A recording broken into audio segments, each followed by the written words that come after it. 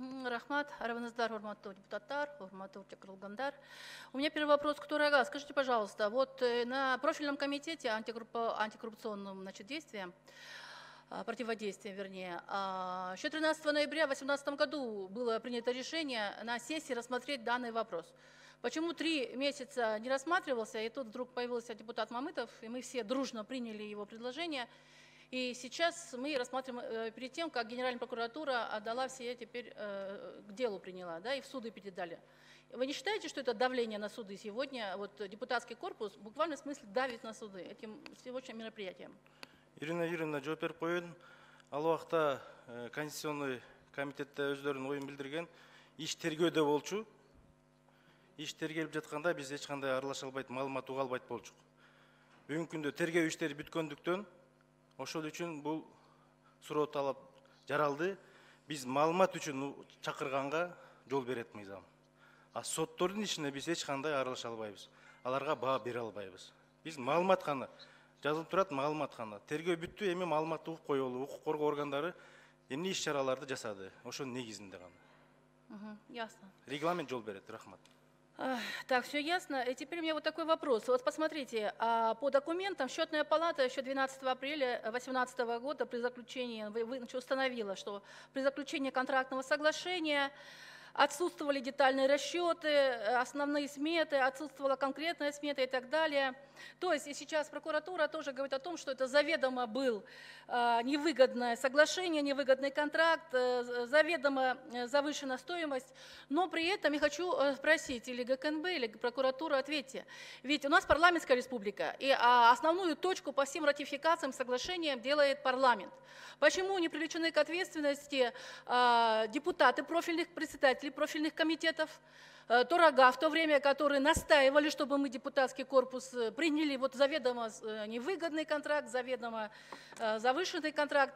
То есть получается, что мы сейчас с себя ловко сняли всю ответственность и переложили вот на 8 человек, и пускай они как отпущение там кто-то несут ответственность. Почему не привлекаете депутатов? Ирина Юрьевна, тура суроо бердиңиз. Өзүңүз жакшы билесиз. 61-жылы курулган Бишкек ЖЭБ бүт жабдыктары эскирип, модернизацияга керек экенин бардыгыбыз буга чейин айтылып келген баарыбыз билебиз.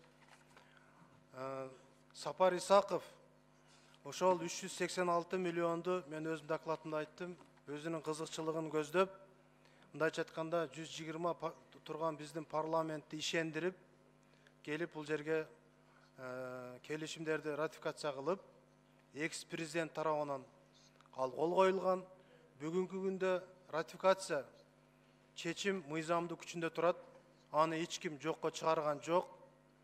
Ошондуктан эч кандай кредиттин келиши өзү мыйзамдуу. Ал депутаттык комиссиянын чечиминде дагы айтылган болуш керек.